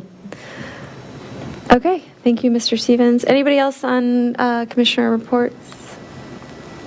Okay, I think that takes us to the director's report, and I know as part of the director's report, we wanted to discuss topics for the annual advance. Mr. Matusek, do you want to speak on anything else? So there's two primary elements that we were hoping to have a conversation about. One involves the schedule, which is probably the easier part, and we can kind of handle that up front. The other one, I think, is any initial guidance, feedback, suggestions you all may have tonight that could help staff and myself plan better for a productive session in early January. Before we get to that, as maybe some of the wheels start turning, there may be a helpful adjustment in the schedule. What we're doing is, at the same time as involving the 40-day review period for site plans, we have another one coming in, and we're trying to make sure that the January timeline in the upcoming Planning Commission meeting can successfully fit within that 40-day window and allow us to make some action, approval or rejection, without, I think, delaying some of the applications. Long story short, what that means is that the January 7th meeting that we have been holding for the advance may actually be better suited for those applications and some additional administrative items. And the question for you all tonight is there any interest, and does it create any conflicts if we shift the advance by 1 week to January 14th? So we have 3 meetings in January, the 7th, the 14th, and the 21st? Not necessarily. The 2 items that I think would be, or were planned for the 21st, may be able to move up to the January 7th meeting if we're able to make this swap. So we would be essentially shifting things around and still having 2 meetings, but earlier in the month. So the 14th, that's pretty close to MLK Day. Let me just calendar-wise, the 16th is a no school teacher work day. The 16th, 17th, 18th, and 19th. So you're recommending, sorry, the 7th and the 14th as the meeting dates? Assuming we have availability, quorum. Yeah, you're saying the 7th for the regular. 7th for a regular meeting. Business, right, and then the 14th And then would the be 14th for the advance. Yeah. I have no conflicts. Anybody else? You're good? We're leaving early for a trip on Thursday, the 16th, so as long as I'm not going to get, Friday the 16th. sorry, Thursday, the 15th. Thursday the 15th, yeah. So as long as I'm not going to get in too much trouble at home. Yeah. Staying out late the night before a trip, I can Yeah, probably work that out. okay. Everybody else good? Okay. Okay, so that really helps us, and I appreciate Sure. the flexibility. Planning for that meeting, and I think incorporating any surveys the council may have, we're trying our best to have a productive conversation, revisit some earlier preferences. I think March of this year, you guys were able to kind of express what those were based on discussions last winter. And as we hear from our partners and other departments, it would really be helpful for us to have a productive discussion, maybe some exercises and dialogue on really prioritizing the very many different products we may be initiating, completing, and contemplating next year. And there's a lot of trade-offs involved. There's so many things we could address. Some are more critical than others, but understanding where you all sit on that, how many of them are related, how many of them might have significant community engagement components, how many of them have legal implications involving much more thorough review by the city attorney and other folks, other departments like HHS. Considering all of that, and also going back maybe 2 or 3 years, are there things we just continue to push back but not really address, but maybe now is the time? All that feedback, I think, would be helpful for us to figure out how we prioritize and kind of have additional conversations with the council at the end of the year, or at the end of January. So tonight, we're simply asking if there's anything initially on your mind, or if you can recall previous advances that were productive and that maybe we could repeat. So kind of good lessons learned, if you will. Great, thank you. That's helpful, and it sounds like we'll get another bite of the apple potentially at the January 7th meeting. Yep. Okay, so that's helpful. So we could have an initial discussion now, and then maybe we can all sleep on it for a month and come back to that January 7th meeting. And if staff in the meantime has ideas that they would want to propose. I do think that sort of like tabletop exercise that we did with Mr. Stoddard, gosh, I think that was like 2 years ago now, was very engaging for the commission. Do you remember that? Yeah. So I Homemade the pieces Yes. and the map. Yeah. mapping of the. Yeah, it's just kind of a big pic. I think, and appropriate considering, I believe we're still on track to take a look at the land use chapter next year. So that might be a good option to consider. I don't think Mr. Kravinsky or Mr. Polinsky were with us for that, or Mr. Duncan, but I was not. you weren't? I was not at that one. Oh, it was fun. Well, the 3 of us had a great time, so. That's kind of And where our thoughts on where we thought development should go. And you could actually manage that by putting So you- buildings. little various like, locations. you're creating like a little Lego town that looked Yeah, like Falls and I Church. think part of what maybe we're struggling with is really kind of understanding the trade-offs, and there's literally like 30 different elements that could be considered, different planning initiatives and projects, and kind of looking at what is maybe most crucial for 2026. What do we think is interesting and beneficial, but maybe could wait till 2027. So it's kind of that prioritization exercise, something along those lines that I think expresses if there are competing interests, competing priorities, that we could then kind of have a more effective conversation about how do we prioritize things based on need, based on all of the experience we have in the room, and then helping us figure out how to make sense of that. And then that ties directly into resources, right, and who's available. And I think we're being very mindful of initially being aggressive in the absence of a lot of site plan applications, particularly major SCs. Until they get filed again, and we don't know when that's going to happen, I think we have an opportunity to really, do some good work, good planning work. So in that light, what would we like to focus on as, come February and March, a lot of the spillover effect from this year will conclude. The comp plan element for Chapter 5, the facilities chapter is going to wrap up. The tree canopy and some of the other ongoing things will conclude. So what do we want to start preparing, scoping, and getting ready for you all to have a initial crack at these things? Mr. Duncan. Could I ask, that would be useful, I think, if you've got 30 things on your list, to give us a chance to give some advanced thought. I mean, I have a list of 10 or 12 items that I have an interest in or that I've heard others express interest in. Certainly the housing issue that Mr. Stevens brought up a minute ago would be a very important one. But there are 29 others that I'm sure you have. Do you think you would be able to circulate in advance that list just so we could begin to prioritize in our own minds and make the meeting itself more efficient? I think we can. I think that would be good. Mr. Kravinsky. Thanks. So I do have some initial thoughts. I know we'll revisit this on the 7th.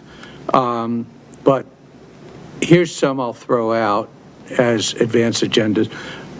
One, I think it would be a good idea to review our recommendations and priorities from last year and see how we did. I know we talked about that a little bit. I know last year we talked about e-bike regulations and strengthening green building standards, things like that. We may not actually want to review those until the end of the advance, just in case we get discouraged that we didn't accomplish as much as we wanted to.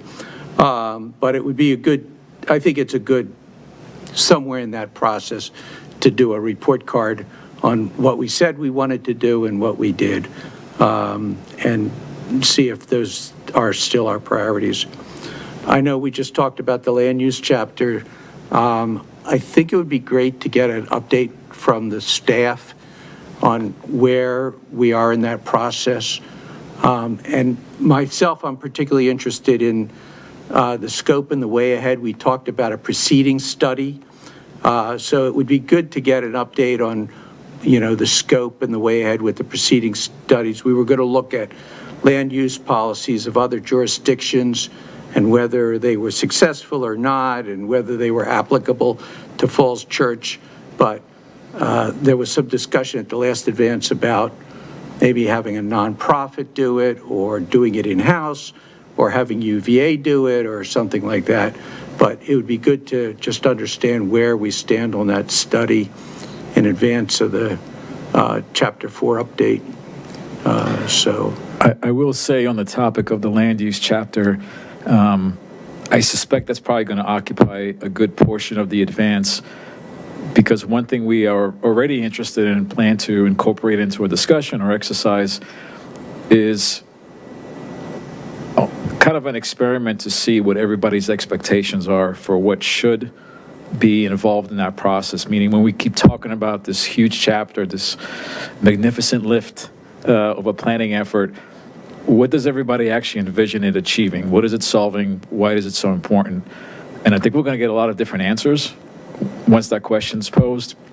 And posing that question in the context of all the other small area plans that already exist, our zoning ordinance, or the guidance that we have available, and strategically asking the question of this very important chapter that used to mean something very different 15, 20 years ago, what does it mean today?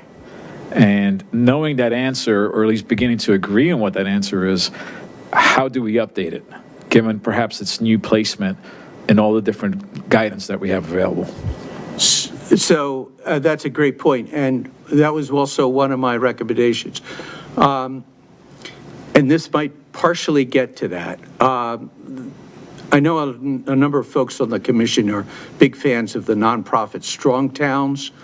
So Strong Towns website has what they call a recommended 6 policies that make cities housing ready.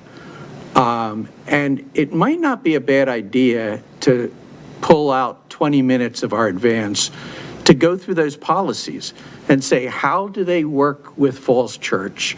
Are they things that, so these are their recommendations.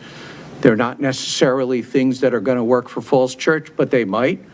And it would be a great way to discuss the left and right limits of the land use, chapter. It's things like, permit backyard cottages. Well, we did that last year with accessory dwellings. Check. That one, we're in compliance with that recommendation. Streamline the approval process. Harder, it's easier said than done, but we're all in agreement with that. And then there's some things that are maybe more controversial, like allow single-family home conversions to duplexes or triplexes by right.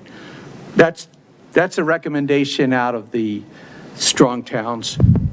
I think it would be a good exercise to spend 20 minutes to saying, are those things that we want to consider as part of the land use chapter, as part of the way, the future vision for Falls Church, and get some,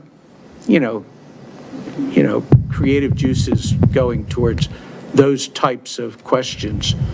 I think it would be a good way to help scope, similar to your Lego drill, to help scope, what is it we want in terms of, what is our vision in terms of land use?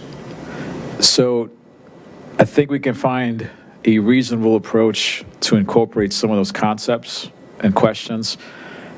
I think the filter we'll probably add to the exercise is if there's enough consensus where through that effort we believe some component that another jurisdiction, city, country has applied that maybe does or could work in this city, how do we proceed in that direction without automatically creating inconsistencies with all the other policies that we have in place? And I think part of that gets into the specific level of detail that the land use chapter needs to be in now that we have small area plans that some very recently, I think, expressed a vision for a lot significant portions of the city. And if those are still relevant and we spend a significant amount of time with engagement and thoughtful compromises, how do we make sure this land use chapter does not create new conflicts with those area plans? So there's a middle ground. I think we can get to a compromise, but constantly reminding ourselves of that. We don't want to necessarily create more work where if we get to a good outcome, then we have to change a lot of area plans because now they're out of date. And we just finished them 2 years ago. So kind of looking at what does that look like, and particularly if there are applicants that perhaps would want to file and take advantage of this new idea, but perhaps the zoning is not in line with that or the small area plan is in conflict with it. And I think we're struggling to reconcile a lot of those different guiding documents to make sure that if folks do come in and want to take advantage of some of those options, all these documents speak the same language and are kind of in agreement. Well, I'll defer to staff in terms of how to structure that discussion, particularly with regard to the small area plans and how we can have that discussion in that context of already approved plans. But I do think it's worth spending some time with a somewhat freewheeling discussion about what are our left and right limits in terms of land use. Again, I found the Strong Towns 6 policy recommendations pretty helpful to think through. One was about, eliminating parking regulations. Is that one of the things that we want to even touch? Some of them are maybe third rails. And the last one that I would recommend, I wouldn't mind getting an update on the cable franchise agreements that we had addressed last time, mid-year this year. I'm not quite sure where we stand. It was supposed to be I come think to us. Cindy was advocating on that. Cindy Mester advocating on, yeah. Yeah, so Cindy Mester briefed us. I think it was supposed to come to the Planning Commission to review the franchise agreements, but we had suggested as part of that, there was some things we wanted to make sure happened, like elimination of double polls, like potentially advocating with Richmond for concurrent undergrounding. This was all before you got here. But it would be helpful to get an update on where we stand, just in terms of when those franchise agreements are going to get re-signed, and what they're going to say, things like that. So those would be my recommendations. Thank you. Would it be helpful for me to remind everybody of the priorities that we recommended last year? I have like a quick rundown. Okay. So last year, the recommendations that I delivered to City Council in the annual report in, I think, April, so these are pretty ambitious considering we came up with them in May, was to update 2 comprehensive plan chapters, the introduction and vision chapter, chapter 1, and the land use chapter, chapter 4, with a preceding scoping study. And then in the area of transportation planning, we wanted to review e-bike, scooter, and low-speed electric vehicle regulations. In the area of environmental sustainability, we wanted to strengthen our green building standards. In the area of zoning ordinance review and cleanup, we wanted to update our B2 commercial uses, including daycare and recreational commercial uses. We also wanted to take another look at the cottage housing ordinance. We did send City Council a letter requesting that we revisit that ordinance. And then we also recommended some projects for the next council work plan, which were for calendar years 26-27, which are now upon us. And that was to update additional comprehensive plan chapters and small area plans, the community character appearance and design comprehensive plan chapter, chapter 3, and the West End small area plan. And I think we also have a lot of additional information on Gordon Road Triangle now, and recommendations there. And then in the area of zoning ordinance review and cleanup, we wanted to address the city sign ordinance and the BZA's letter to council, and planning commission stating that the sign ordinance is outdated and overly limiting. So I guess my question is, like, these things are all not equal, right? In terms of level of effort of staff, level, possibility, is something that can happen, in like a short time frame. So I guess maybe my goal would be, like, can we pick like a short list of like easy wins, things that we know we can do in the year, and then maybe bigger things that we can get started on, or medium things that we could think we can make significant progress on. So, and I look to staff for guidance on that level of effort and staff resources to accomplish all of these things. That's a long list that I just read. Yeah, we already have some drafts that I think we're going to continue to refine through January. I think part of what our approach might look like is considering the themes and topics that I think are leading to those things being listed. Something triggered that idea, right? There was an issue, there's an outdated standard, or there's build examples that we don't want to repeat, whatever that might be. Revisiting those origins and looking at how we solve them might, in its own process, begin to highlight, to do that effectively, this guidance might need to be replaced, this one has to go away, these two have to be combined. Like, you could start to see some of those solutions as we get into January become a framework for what then has to get started, how long would it take? It's something we can do in-house, or for that to really be effective, we have to get some consultant work and support. So we're kind of approaching it that way. So rather than starting with we have to change the land use chapter, I think one of the things we have to do is reconcile our vision. What does that mean? What does that encumber and include? So from that approach, I think we have a better sense of how long it takes, what's impacted, and therefore, how much can we actually take on at once? So hopefully that'll start to make sense as we kind of lay it out, and we'll try to have a more graphic presentation of that and some additional things to kind of plug and play with.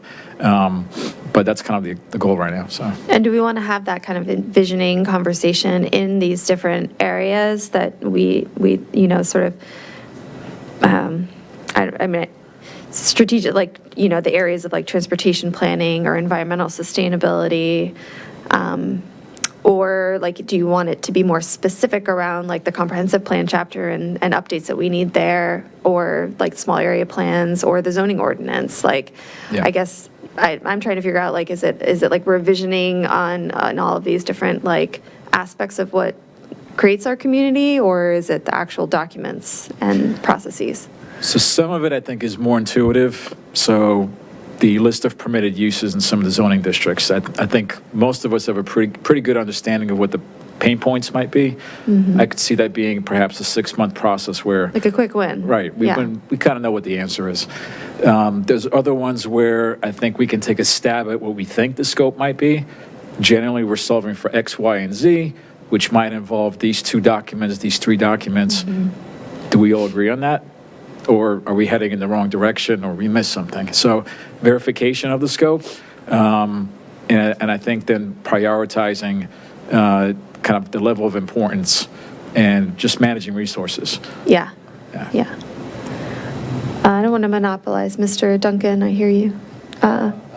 You want to go? Just enjoying the discussion. It's interesting. So I'm trying to put my head around what you're all suggesting. What I hear is we'd like to have a discussion about what do we want, and that list of things that we want, as Matt just said, includes some that might not be, should not be so hard, zoning for daycare and so forth. Some might be a little more challenging, but anyway, there's a bin of what do we want. We want this, that, and the other, and then where does it go? Where do these things that we want best fit into the New Falls Church?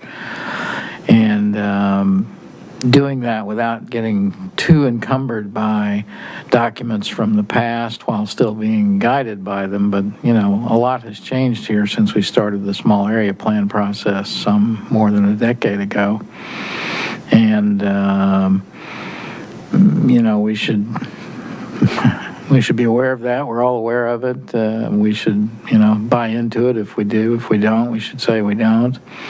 And we should try to think about where our locations for affordable housing and other, micro-mobility and all the cool things that we want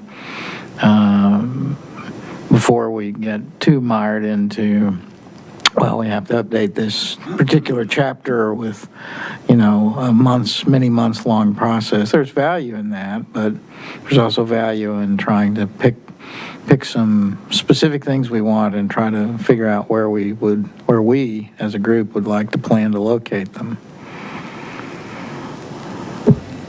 It's reminding me of our Lego exercise again. Any other questions or discussion ideas? Just one other thought while Oh, sure. Go ahead, others Mr. Duncan. I'm sorry. Briefly, going to the council's budget, council school board budget guidance meeting Monday night, there was not much, maybe a little discussion of the school CIP needs. The calendar that they work on, as I understand it, has them cooking up whatever it is they think is needed in the way of CIP projects, now, December, January, before, by the time we as a planning commission see it in February, it seemed like they would be pretty far down the road of expressing what they want. I would love to have a window into their discussions and deliberations and needs a little bit earlier so that we can inform, so it would inform some of the discussions that we might have in our retreat.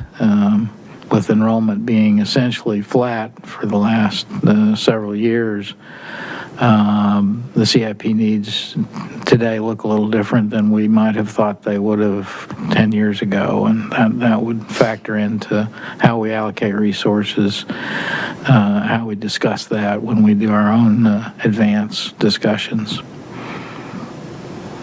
Great. Thank you, Mr. Duncan. Mr. Krasner, did you Yeah, want to weigh in? I was just going to say, I mean, since now I've been through a number of advances, I feel like our most effective ones have been where we do kind of target, we have, where it's more structured. Obviously, we could obviously all sit around and sort of talk about big picture, sort of planning ideas and things that we like, don't like. I think to be more effective as far as remembering what the Planning Commission's role is, statutorily, and what our authority is, and what we can actually affect, and understanding that, aligning with council, is the best way to make sure that some things that we're interested in actually can happen without support and champions on the council for what ideas we come up with. We're not going to be able to look back at the end of the year and say, yeah, we made a lot of progress. We could come up with a whole list of things, but if it's completely off what council's priorities are, they'll nod their head and say, thank you, Planning Commission, for sharing your thoughts with us. We'll see you again next year. So that's just my experience after 8 years, is that we have to be strategic, understanding what our role is within the political system, within the city. And the way we can be most effective is by, advocating for things that we believe in, but, making sure that we, there's, knowing that council, their priorities overlap on some of those, and those would be the ones to really focus on. And so if the advance can tease some of those ideas out and get a sense of, where we realize there's already an emerging consensus in the city for these things, but how can we actually, get moving, what's make our progress? I mean, that's, I think, where, we've had, more success, if you will. I mean, again, a lot of what we do is, unfortunately or fortunately, we don't entirely just control our agenda. We don't just get to say for the year, okay, we're going to do these things, and staff, go do them. I mean, as we know, staff is, essentially being pulled in other directions. They're getting marching orders from council.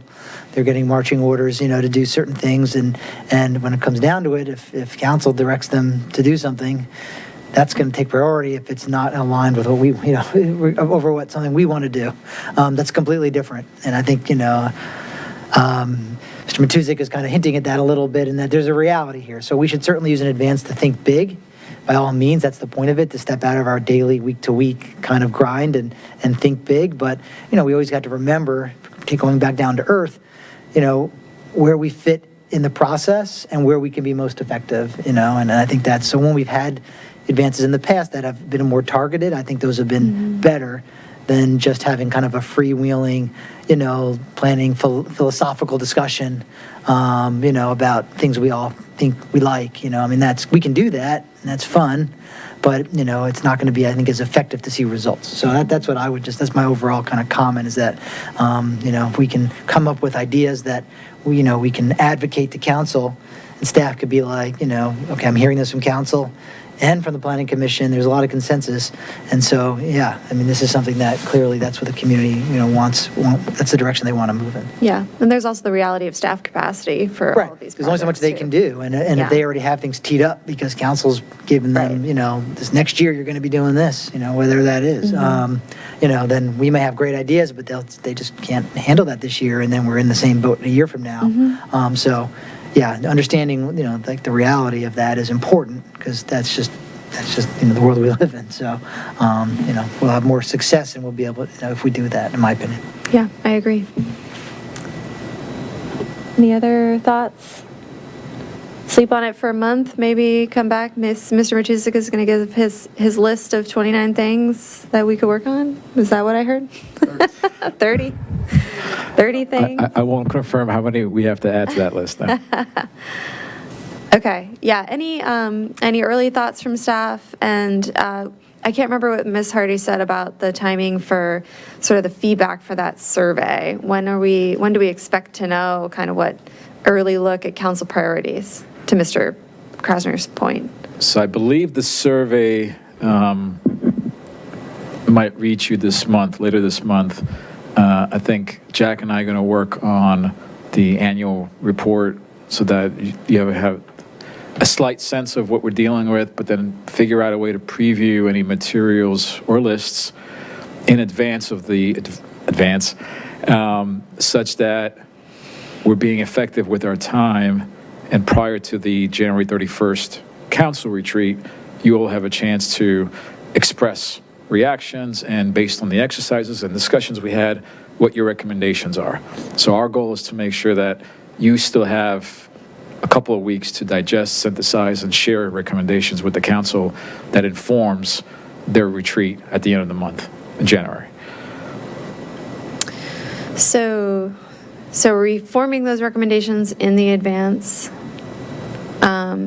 as a group, and then communicating with them, like I'm drafting a letter, but how does that work procedurally, like that we're making those recommendations to council?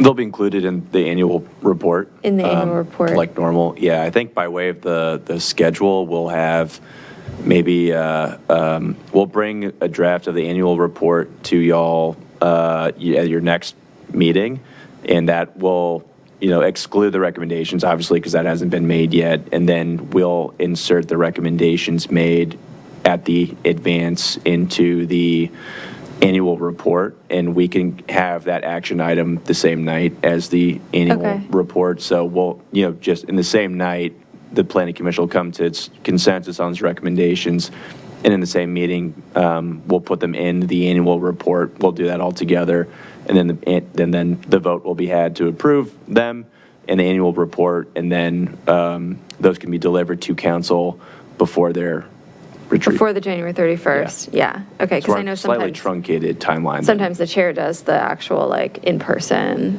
annual report, but we can deliver them in advance of whatever that date might be. Yeah, so I think that'll still happen. We want to, right, the commission has to approve the good- annual report, before the retreat, so that those recommendations can be given to council. Traditionally, that's done, I think, at a meeting. It's either the chair or the vice chair goes to council and does that. But because the document will be approved, that will also be a public document and can be, shared with council. the council ahead of time too. Okay, so we'll be reviewing the draft of the annual report at our January 7th meeting, and then having the advance discussion and making those recommendations that would be added to the annual report, and that will be approved at the advance Correct. and then shared with council. Okay. Correct.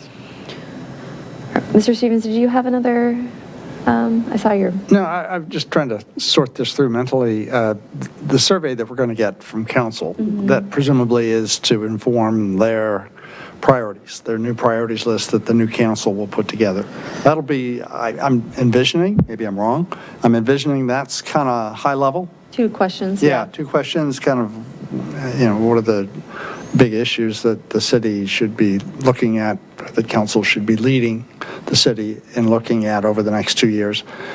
And then after that, once we get their priorities, then I think Mr. Krasner's point kind of kicks in. Then you can kind of embed specific things that we have an interest in that priority list that they have, so that it has, more of a chance to succeed. Yeah. Yeah, and I That's guess, just a very general kind of thought.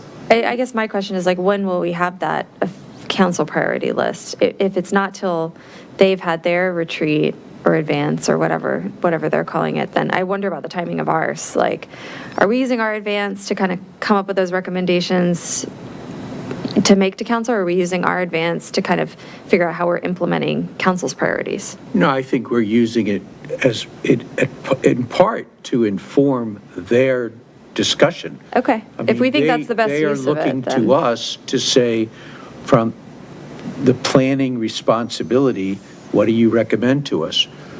I think they will very much appreciate our input.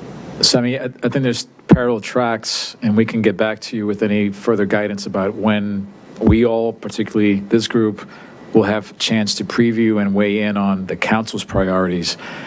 No matter what they are, I think a lot of the work that the planning division does with our partners, with enough skill, I think, can conveniently fall into many different versions of the priorities, which I can't imagine are going to be that different. No, they've been the I would last 2 agree. years. Yeah. So I'm less worried about how some of our work fits into their priorities. I think it's more of a prioritization of staff resources, and if there's 10 things we'd love to do, but we can only do 5 at once. What are those 5? Right. Yeah. Okay, well, we can all vote for our 5 in January. Anything else on this? Any other questions? Okay. Did we have anything else on the agenda, correspondence, Mr. Trainer? Nope. Okay, then I think we are adjourned, 9:32, only 2 minutes late.